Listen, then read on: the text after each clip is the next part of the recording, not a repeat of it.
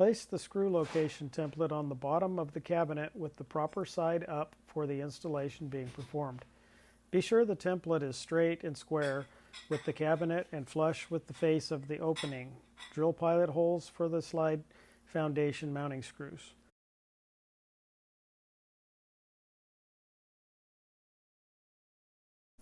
Place the slide foundation into the cabinet with the downward lip against the face of the cabinet and install all 8 mounting screws.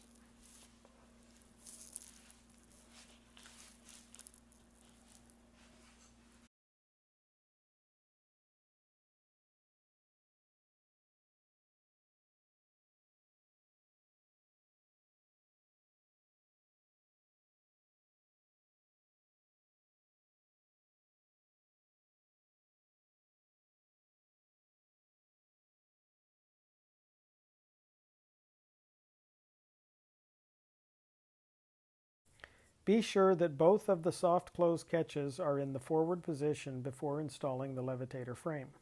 Prepare the Levitator frame by installing the plastic slide guide to the top of the back column first, with the long side facing toward the back side of the Levitator.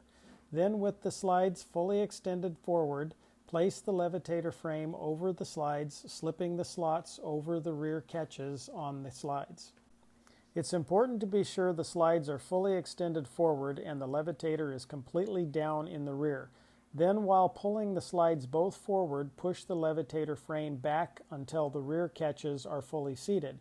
Then push the front of the Levitator frame down into the slots on the front portion of the slides. Once the Levitator frame is firmly mated to the slides, install the two 8 by 3/16 screws in the front mounting holes. Do not over-tighten these screws. Now install the two 8 self-tapping screws in the rear mounting holes. Also, do not over-tighten these screws.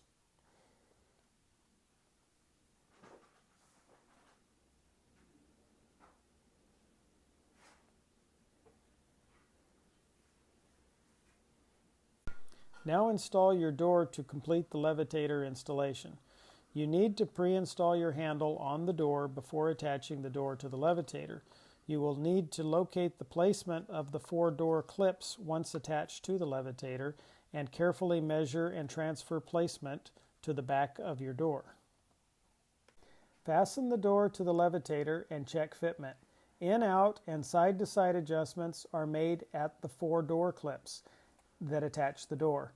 Up-down adjustments are done by loosening the 4 front cover screws and sliding up or down as needed.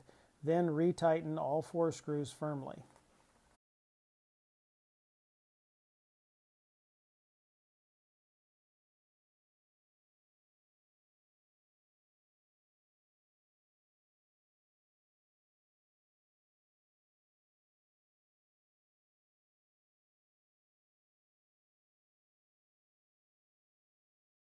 After the door has been attached, then remove the screw in the center of the bottom shelf and the Levitator is now ready to operate.